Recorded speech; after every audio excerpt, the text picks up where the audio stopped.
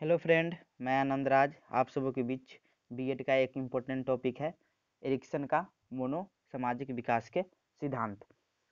एक क्वेश्चन हम लोग को जो हम लोग कोर्स 1 है उसके यूनिट 1 में पढ़ना है। कोर्स 1 का हम लोग का नाम है चाइल्डहुड एंड ग्रोविंग अप। ये क्वेश्चन हम लोग को जो 2020 में बीएड के फर्स्ट ईयर का एग्ज़ाम होने वाला है उसके लिए बहुत ज़्यादा इम्पोर्टेंट है। बिहार यूनिवर्सिटी का जो एग्ज़ाम होने वाला है। आइए आज हम अपने बारे में बताते हैं कि हम कहाँ से बीएड कर रहे हैं और इस वीडियो को बनाने में किनका योगदान है। मेरे कॉलेज का नाम डॉक्टर जगन्नाथ मिश्रा महाविद्यालय बीएड मुजफ्फरपुर है और मेरा सेशन 2019 से 21 है, यानी हम अभी फर्स्ट ईयर में हैं। यह वीडियो बनाने में हमारे कॉलेज की जो प्रिंसिपल मैम है नूतन मैम का बहुत बड़ा योगदान है, और उनके बाद एक प्रोफेसर है हम लोग के कॉलेज का चंदन सर, उनका भी बहुत ज़्यादा योगदान है वीडियो बनाने में।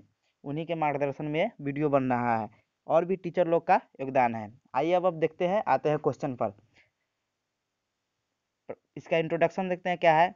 सिगमंड फ्रायड की तरह ही एरिक्सन भी एक मनोविश्लेषणवादी मनोवैज्ञानिक थे।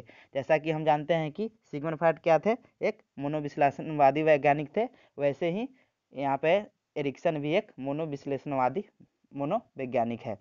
जहाँ तक हम जानते हैं कि एरिक्सन का जो पूरा नाम है एरिक एरिक्सन है और ये जर्मनी के रहने वाले हैं। आइए अब देखते हैं। चूँकि इस सिद्धांत में व्यक्तिगत, सांवेगिक तथा सामाजिक विकास को शामिल किया गया था, इसीलिए इस सिद्धांत को हम लोग मोनोसामाजिक सिद्धांत कहते हैं। मतलब जो ये सिद्धांत था एरिक्सन का, उसमें हम किसका विशेष मतलब शामिल किया गया था, व्यक्तिगत को, सांवेगिक को तथा सामाजिक विकास को शामिल किया था। इसीलिए इस सिद्धांत को हम क्या कहते हैं, मोनोसामाजिक सिद्धांत कहा जाता है। इस सिद्धांत का प्रतिपादन 1950 ईस्वी में किया गया था। मतलब ये जो सिद्धांत था मनोसामाजिक विकास के सिद्धांत एरिक्सन द्वारा कब किया गया था, 1950 ईस्वी में। एरिक्सन ने सिगमंड फ्रायड के सिद्धांतों का समर्थन किया था। देखिए सिगमंड फ्रायड ने दो सिद्धांत दिए थे। एक सिद्धांत का उनका नाम था मनोविश्लेषणवाद सिद्धांत, जिसमें उसने मन के 3 प्रकार बताए थे, अचेतन मन, चेतन मन और अर्धचेतन मन। और एक सिद्धांत दिए थे मोनोलैंगिक सिद्धांत। तो जो सिगमंड फ्रायड का मोनोलैंगिक सिद्धांत था उसका एरिक्सन ने समर्थन किया था, लेकिन उन्होंने लिबिडो को महत्वपूर्ण नहीं माना था, क्योंकि मोनोलैंगिक सिद्धांत में सिगमंड फ्रायड ने लिबिडो के बारे में बताए थे। आइए जानते हैं लिबिडो क्या होता है। देखिए लिबिडो का मतलब समझिए कि लिबिडो को हम लोग साधारण साधारण भाषा में काम प्रवृत्ति यानी सेक्स करने की इच्छा हम बोलते हैं, उसी को हम लोग लिबिडो बोलते हैं। लिबिडो विटामिन ई आप का जितना सेवन कीजिएगा उतना लिबिडो बढ़ता है। आइए अब देखते हैं। तो जो लिबिडो था उसका वो समर्थन नहीं किए थे, कौन, एरिक्सन ने। उनका यह मानना था कि विकास में जैविक कारकों की अपेक्षा सामाजिक कारकों की भूमिका अधिक होती है। मतलब एरिक्सन का मानना था कि जो जैविक कारक होते हैं उसकी भूमिका उतना नहीं होता है जितना सामाजिक कारकों की भूमिका आती है। मतलब जो सिगमंड फ्रायड थे वो जैविक कारक, बायोलॉजिकल फैक्टर पर ध्यान दिए हुए थे, तो वही हमारे जो एरिक्सन महोदय थे वो सामाजिक कारकों, सामाजिक फैक्टरों पर ध्यान दिए हुए थे। चूँकि इस सिद्धांत में पूरे जीवन अवधि में होने वाले विकास को 8 विभिन्न अवस्थाओं में बांटा गया था, इसीलिए इस सिद्धांत को जीवन अवधि का सिद्धांत कहते हैं। मतलब जो ये पूरा सिद्धांत था, कोई भी व्यक्ति के जो जो जीवन अवधि होता है उसको 8 भागों में किसने बांटा था, एरिक्सन ने, इसीलिए इस सिद्धांत को जीवन अवधि का सिद्धांत कहते हैं। एरिक्सन का एक प्रसिद्ध पुस्तक था जिसका नाम था चाइल्डहुड एंड सोसाइटी, उसी में इसने मानव विकास की 8 अवस्था बताए थे। मतलब उनकी पुस्तक एक नाम क्या था, चाइल्डहुड एंड सोसाइटी, इसी में उसने एरिक्सन ने अपनी जो 8 अवस्था था मानव का वो बताए हुए थे। एरिक्सन ने इस सिद्धांत में छात्रों के सांवेगिक और स्वास्थ्य पर अधिक बल दिया, जो इमोशन हेल्थ होता है उस पर बहुत ज़्यादा बल दिए थे। किस सिद्धांत में, ये मोनोसामाजिक सिद्धांत में। आइए देखते हैं एरिक्सन के मोनोसामाजिक सिद्धांत 5 प्रमुख तथ्यों पर आधारित है। जो एरिक्सन का यह सिद्धांत है ये 5 प्रमुख तथ्यों पर आधारित है। देखिए पहला तथ्य क्या है कि समांतर लोगों में एक ही तरह की मौलिक अवस्था होती है। जहाँ तक हम जानते हैं कि जो मौलिक अवस्था है, कपड़ा, भोजन, आवास, ये सब मौलिक आवश्यकता है, जो समांतर मतलब सभी लोगों की ये आवश्यकता है। दूसरा है सिद्धांत में जो दिए हुए थे, व्यक्ति में अहम या स्वयं का विकास मौलिक आवश्यकता के प्रति अनुक्रिया का परिणाम है। मतलब उनका कहना था कि कोई भी व्यक्ति में जो अहम होता है, अहम मतलब ईगो या स्वयं सेल्फ, मतलब उसका पहचान का मतलब कि जितना हम कोई चीज़ में अनुक्रिया करेंगे अपने मौलिक अधिकार के प्रति, मतलब हम जितना काम करेंगे, जितना हम कोई चीज़ को मतलब एकत्र करेंगे, अनुक्रिया करेंगे, उतना हमारा पहचान बनेगा किसमें, समाज में। उनका दूसरा ये सिद्धांत इस तथ्य पर आधारित था। तीसरा था विभिन्न विकास विभिन्न अवस्थाओं से होकर करता है। जहाँ तक हम जानते हैं कि सबसे पहले अवस्था शिशुअवस्था होता है, फिर उसके बाद बाल्यावस्था आता है, फिर उसके बाद किशोरावस्था आता है, तब प्रौढ़ावस्था आता है, तब वृद्धावस्था आता है। तो उनका कहना है कि जितना भी विकास होता है वो विभिन्न अवस्थाओं से होकर गुजरता है। डी नंबर है विकास की प्रत्येक अवस्था में एक मनोसामाजिक चुनौती होती है, जिसे तकनीकी या मनोविज्ञान के भाषा में उसे संकट कहते हैं। मतलब उनका कहना था कि विकास की प्रत्येक अवस्था में हम जैसे विकास करेंगे, जैसे कोई भी देश, अभी देखिए अभी देश में कोरोना जैसे एक संकट आ गया, मतलब कोई भी देश के विकास के लिए बाधा है, मतलब विकास करेंगे तो उसमें कोई ना कोई बाधा आएगा, तो इसको समस्या का मतलब एक संकट उत्पन्न हो गया। तो इस संकट का हम कैसे दूर करेंगे, तो ई नंबर में देखते हैं विकास के प्रत्येक अवस्था में जो संकट आता है उसे अभिप्रेरणा के द्वारा कम किया जाता है। अभी जैसे कोरोना आया है तो लॉकडाउन के द्वारा इसे हम कम कर रहे हैं, वैसे ही जो विकास के प्रत्येक अवस्था में जो संकट आता है उसे हम लोग अभिप्रेरणा के द्वारा कम करते हैं। 5 सिद्धांत जो उनका था इस मनोविश्लेषणवाद मनोसामाजिक सिद्धांत था, वो 5 प्रमुख तत्वों पर आधारित था। आइए अब देखते हैं एरिक्सन द्वारा दिया गया 8 मनोसामाजिक अवस्था का समय, धनात्मक पक्ष, ऋणात्मक पक्ष आदि देखते हैं। देखिए पहला है उनका शैशव अवस्था। देखिए इसमें क्वेश्चन आपसे पूछा जाएगा कि उनका 8 कौन कौन थे, तो उनमें पहला क्या है, शैशव अवस्था। इसका समय है जन्म से 2 वर्ष। देखिए आपका जो समय होगा वहाँ पर देखिएगा कन्फ्यूजन रहेगा, कहूँ जन्म से 1.5 वर्ष दिया है, कहूँ जन्म से 1 वर्ष दिया है। तो देखिए इसमें आप कन्फ्यूजन नहीं होइएगा, यहाँ पर सिंपल समझिएगा कि जो व्यक्ति को मतलब जो भी किताब लिखे हुए हैं, जो पब्लिकेशन को जैसा जैसा मटेरियल मिला, मतलब किसी में 1 वर्ष मिला तो किसी में 2 वर्ष हुए, वैसे वैसे वो छाप दिए। मतलब आपसे क्वेश्चन नहीं पूछा जाएगा कि समय कितना कितना है, आपसे क्वेश्चन पूछा जाएगा कि शैशवावस्था में धनात्मक पक्ष कौन है, तो विश्वास है, तो ऋणात्मक पक्ष कौन है, तो अविश्वास। ऐसे क्वेश्चन पूछा जाता है। तो आइए देखते हैं शैशवावस्था, कोई भी अवस्था होता है उसका 2 पक्ष होता है, एक तो धनात्मक पक्ष होगा और एक ऋणात्मक पक्ष होगा। तो वैसे ही जो एरिक्सन का जो सिद्धांत था उसमें शैशवावस्था का जो समय था वो जन्म से 2 वर्ष होता है, और दूसरा जन्म से 2 वर्ष होता है। इसका धनात्मक पक्ष है विश्वास, और ऋणात्मक पक्ष क्या है, अविश्वास। इसका हम डीपली में आगे चर्चा करेंगे। दूसरा है प्रारंभिक बाल्यावस्था। इसका समय है 2 वर्ष से 5 वर्ष, और इसका धनात्मक पक्ष है स्वायत्तता, जिसे ऑटोनोमी बोलते हैं, और इसका ऋणात्मक पक्ष है लज्जाशीलता। तीसरा है खेल अवस्था। इसका एज है 5 से 7 वर्ष, और इसमें धनात्मक पक्ष है पहल, और ऋणात्मक पक्ष क्या है, अपराध भाव। इसी को दोष भाव भी कहते हैं। चौथा है स्कूल अवस्था। इसका एज है 7 से 12 वर्ष, और इसमें धनात्मक पक्ष है परिश्रम, और ऋणात्मक पक्ष क्या है, हीनता। वैसे ही किशोरावस्था है। किशोरावस्था का एज दिया हुआ है यहाँ पर 12 से 16 वर्ष, 12 से 18 वर्ष, और इसका धनात्मक पक्ष है अहम पहचान, ईगो आइडेंटिटी, और यहाँ है भूमिका द्वंद्व क्या है, ऋणात्मक पहचान है। उसके बाद 6 नंबर में है आरंभिक वैश्वा अवस्था। इसका एज दिया हुआ है 18 से 35 वर्ष। इसमें धनात्मक पक्ष है घनिष्ठता, और ऋणात्मक पक्ष क्या है, अलगाव। दूसरा है 7 नंबर है मध्य वयस्क अवस्था। वयस्क अवस्था इसका है 35 से 55 वर्ष। इसमें जननात्मकता आपका हो गया धनात्मक पक्ष, और ऋणात्मक पक्ष क्या हो गया, स्थिरता।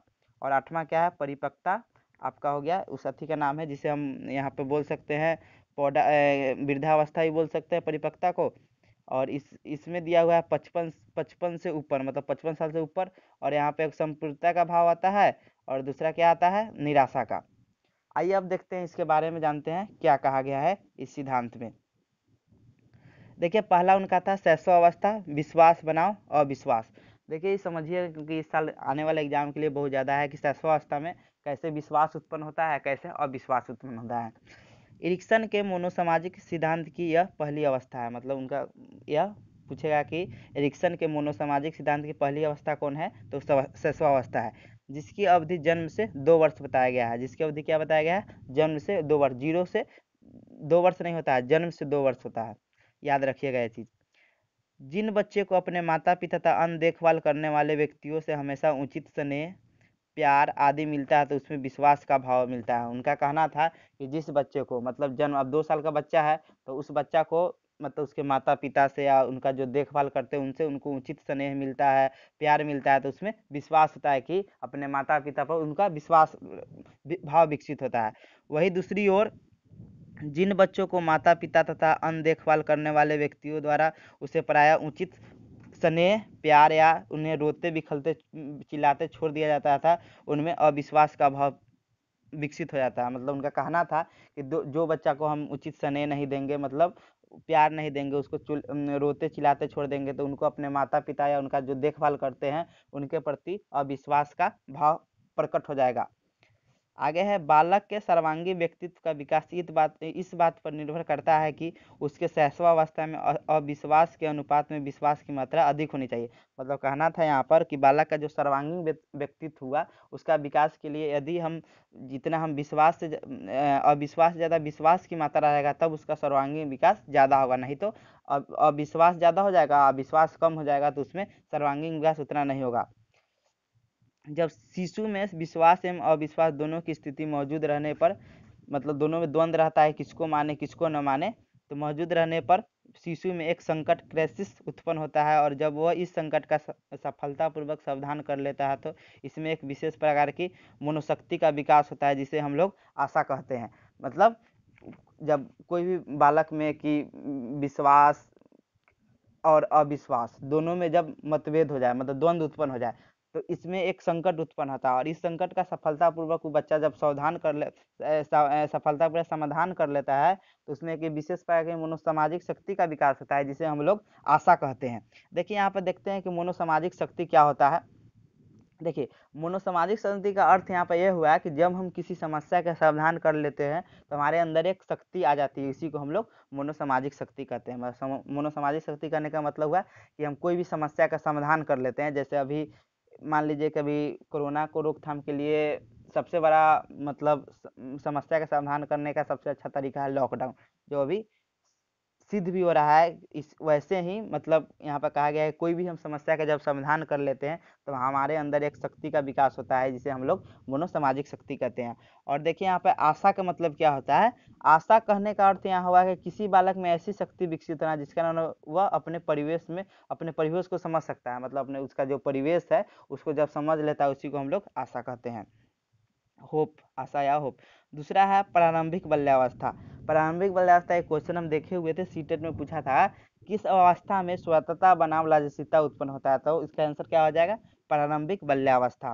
प्रारंभिक बाल्यावस्था में क्या उत्पन्न होता है, स्वतंत्रता जिसे ऑटोनॉमी बनाम लालचशीलता कहते हैं। इरिक्सन के मनोसामाजिक सिद्धांत की यह दूसरी अवस्था है। मतलब पूछेगा इरिक्सन के मनोसामाजिक सिद्धांत की दूसरी अवस्था कौन है, तो प्रारंभिक बाल्यावस्था, जिसकी अवधि 2 से 5 वर्ष की होती है।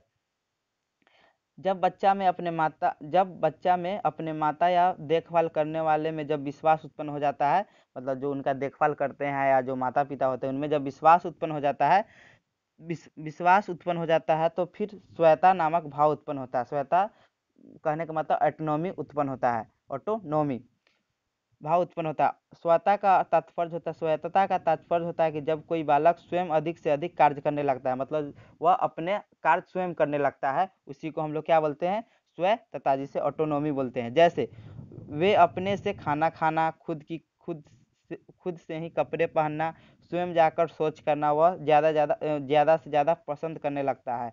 यानी वह अपना काम स्वयं करने लगता है, जैसे वह खाना खाने लगता है, स्वयं करने लगता है, खुद की कपड़े पहनने लगता है, और खुद से कपड़े पहनने लगता है, स्वयं जाकर शौच करने लगता है आदि। उसमें विकास कब होता है, जब वह अपने माता पिता में जब उसको विश्वास हो जाता है, उसी को हम लोग तब उसमें कौन गुण उत्पन्न होता है, स्वायत्ता। यानी अब दूसरे पर निर्भर नहीं रहता है, मतलब वो जितना काम है वो स्वयं करने लगता है। इस समय माता पिता को बच्चों को स्वतंत्र रूप से कार्य करने के लिए प्रोत्साहित करना चाहिए। मतलब जो बच्चा से गलती भी हो जाए तो उसमें उसको प्रोत्साहित करना चाहिए। दूसरी तरफ सख्त माता पिता या वैसे माता पिता जो प्रायः बच्चों को साधारण कार्य के लिए भी डांटते रहते हैं या पीटते रहते हैं, ऐसे बच्चों में अपनी क्षमता पर शक होने लगता है तथा उसमें लज्जाशीलता का भाव उत्पन्न हो जाता है। मतलब यहाँ पर कहा गया है कि बहुत से माता पिता ऐसे होते हैं जो अपने बच्चा थोड़ा गलती भी कर दिया तो उसको डांट देते हैं या बोल देते हैं, तो उस पर अपने टैलेंट पे उस बच्चा को शक होने लगता है कि हमसे ये नहीं हो पाएगा, तो उसमें कौन भाव उत्पन्न हो जाता है, लज्जाशीलता का भाव उत्पन्न हो जाता है।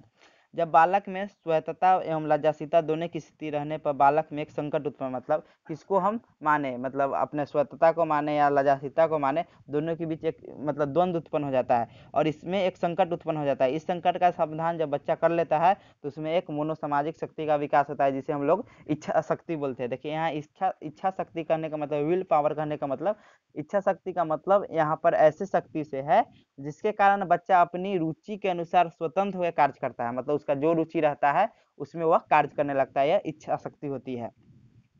तीसरा देखते हैं खेल अवस्था। खेल अवस्था में होता है पहल करना बनाम अपराध भाव।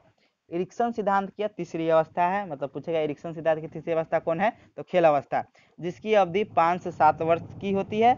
जब बच्चा में स्वतः का भाव विकसित हो, मतलब ऑटोनॉमी का भाव विकसित हो जाता है, तो वह अपने आसपास के वातावरण से संपर्क बनाना प्रारंभ कर देता है तथा वह नई नई उत्सुकता खेल के माध्यम से दिखाना पड़ता है, मतलब उसमें अनेक प्रकार का टैलेंट देखने लगता है, किसके माध्यम से, खेल के माध्यम से। अतः माता पिता का यह कर्तव्य बनता है कि बालक की इस पहल की सराहना करना चाहिए, मतलब इस पहल का उसे सराहना करना चाहिए, बड़ाई करना चाहिए कि हमारा बच्चा बहुत अच्छा कर रहा है, जिससे बालक में क्या होगा, पहल भाव का विकसित होगा। यदि किसी कारण से माता पिता बच्चों की इस पहल का आलोचना करते हैं और उसे दंडित करते हैं तो बच्चों में दोष भाव या अपराध भाव उत्पन्न हो जाता है। एक और चीज़ आप देखिएगा, शहर में होता है कि कोई बच्चा चल जाता है बगल में कोई अति में खेलने, तो उसके माता पिता उसको डांटने लगते हैं, बोलने लगते हैं, तो उसमें क्या हो जाएगा, एक दोष भाव कि हमें कोई दोष है तब हमको माता पिता डांट रहे हैं। तो ऐसा नहीं होना चाहिए, उसको कोई मतलब खेल खेल रहा है, कोई किसी के साथ अति कर रहा है तो उनका सपोर्ट करना, सराहना करना चाहिए उनके। तो वही बोला जा रहा है कि उसमें कौन उत्पन्न हो जाता है, दोष भाव या अपराध भाव उत्पन्न हो जाता है।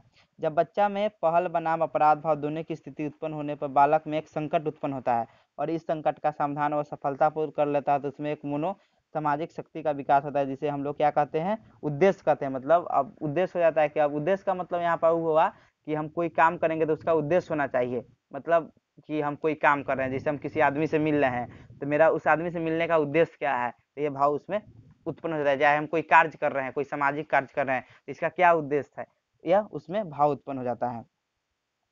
तीसरा है चौथा है स्कूल अवस्था, जिसमें होता है परिश्रम बनाम हीनता। यह इरिक्सन के मनोसामाजिक सिद्धांत की चौथी अवस्था है, जिसकी अवधि 7 से 12 वर्ष बताई गई है। यह मनोसामाजिक अवस्था सिद्धांत की कौन सी अवस्था है, चौथा अवस्था है, जिसकी अवधि 7 से 12 वर्ष बताई गई है। जब बच्चा में अपने आसपास के वातावरण से भिन्न भिन्न प्रकार की नई अनुभूतियों की प्राप्ति होता है, माने भिन्न भिन्न प्रकार की क्रिया करता है, तो वह अपनी ऊर्जा को नए ज्ञान को अर्जित करने में तथा अपने बौद्धिक कौशल को सीखने में लगाना प्रारंभ कर देता है।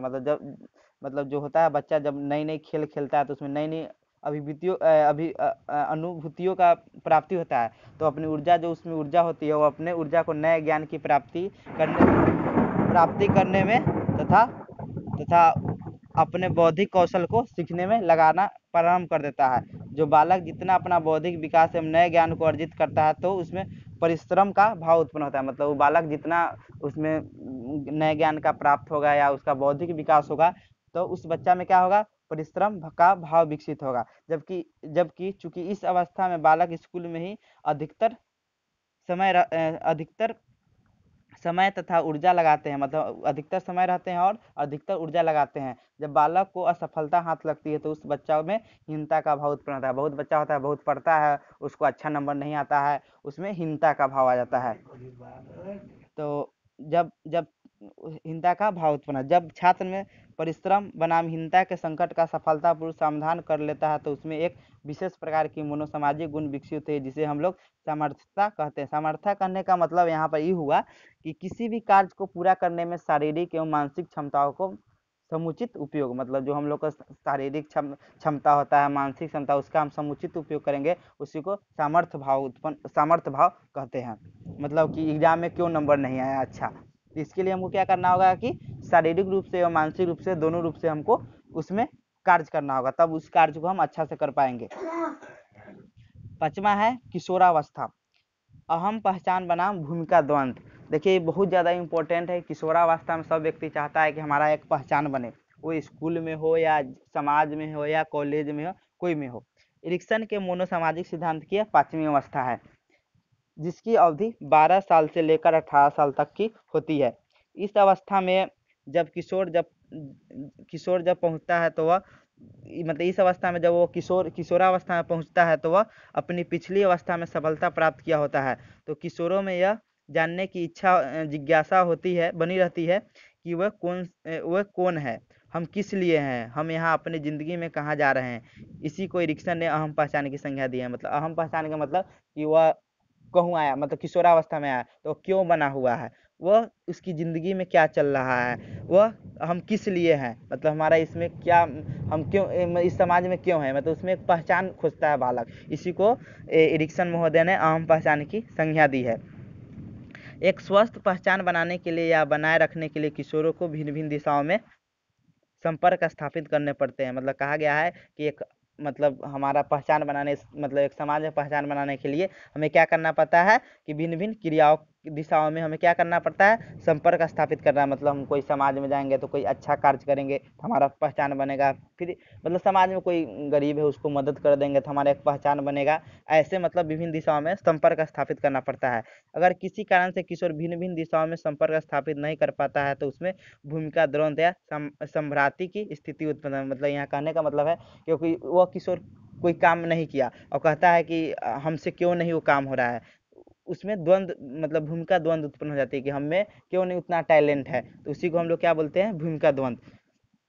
जब किशोर पहचान बनाम संभ्रांति के संकट का सही सावधान कर लेता है तो उसमें एक विशेष प्रकार की मनोसामाजिक गुण विकसित होती है जिसे हम लोग निष्ठा या कर्तव्य परायणता कहते हैं, फिडिलिटी। देखिए कर्तव्य परायणता का मतलब हुआ है कि कोई कार्य को अच्छे से करना, कर्तव्य परायणता कहता है। मतलब हम कोई भी कार्य करेंगे समाज में हो या कहीं पे हो, उस कार्य को अच्छा से करना ही कर्तव्य परायणता या निष्ठा होता है, जिसे फिडिलिटी बोलते हैं।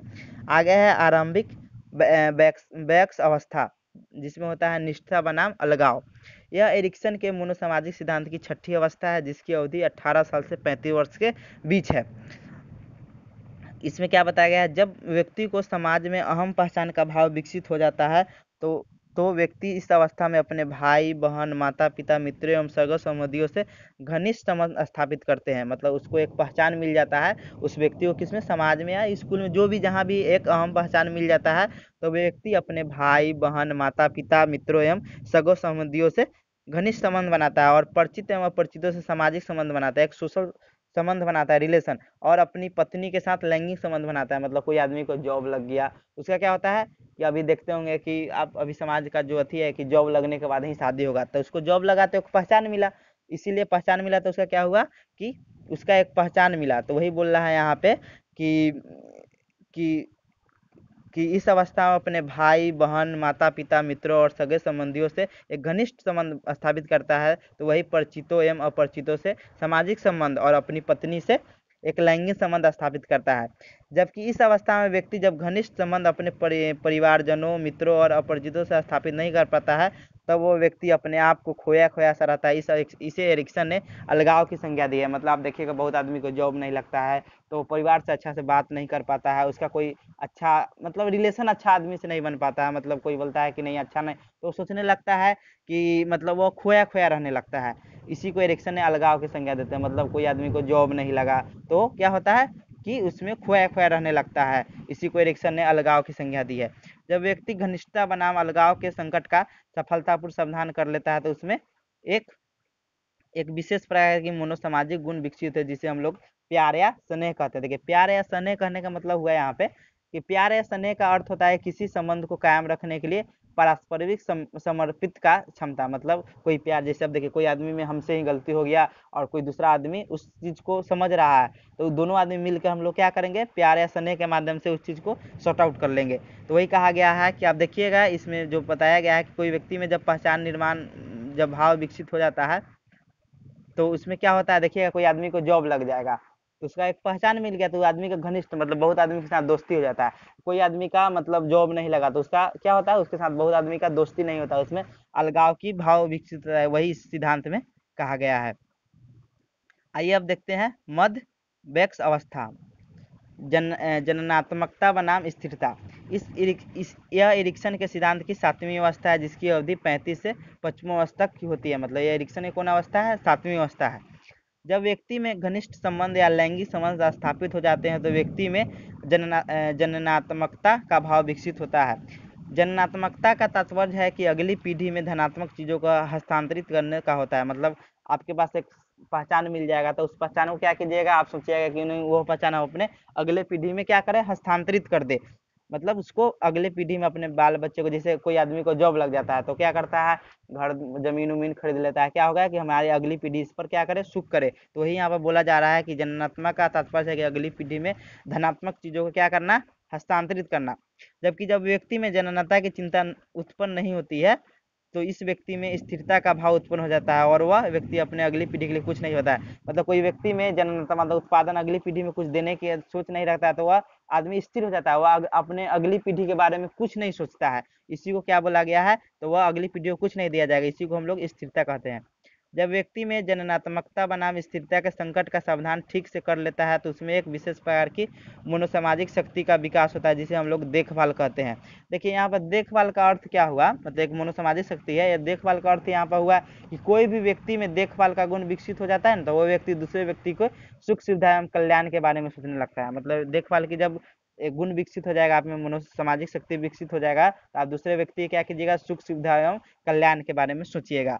आइए 8वां नंबर देखते हैं, वृद्धावस्था संपूर्णता बनाम निराशा। इसी को अब हम लोग बोलते हैं वृद्धावस्था, जो लास्ट अवस्था होती है। यह एरिक्सन के मनोसामाजिक सिद्धांत का 8वीं अवस्था या अंतिम अवस्था है। इसकी अवधि 55 वर्ष से ऊपर या मृत्यु तक बताई गई है। जब व्यक्ति में जननात्मक का भाव विकसित हो जाता है तो व्यक्ति का ध्यान भविष्य से हटकर अपने बीते हुए, विशेषकर उसमें प्राप्त सफलता एवं असफलताओं की ओर अधिक होता है। मतलब जो व्यक्ति में जब जननात्मकता अपने पीढ़ी में अगली पीढ़ी के लिए कुछ मतलब ट्रांसफर कर दिया, हस्तांतरित कर लिया, तो उसमें क्या होता है कि अब अपने भविष्य के बारे में नहीं सोचेगा क्योंकि वो लास्ट परिपक्व हो गया है, वो परिपक्व हो चुका है। मतलब उसका एज एकदम परिपक्व हो गया, एकदम लास्ट स्टेज पे। तो वो क्या होता है, अपने बीते हुए समय को याद करता है कि वो अपने सफलताओं, उसका कितना सफलता मिला और कितना असफलता मिला।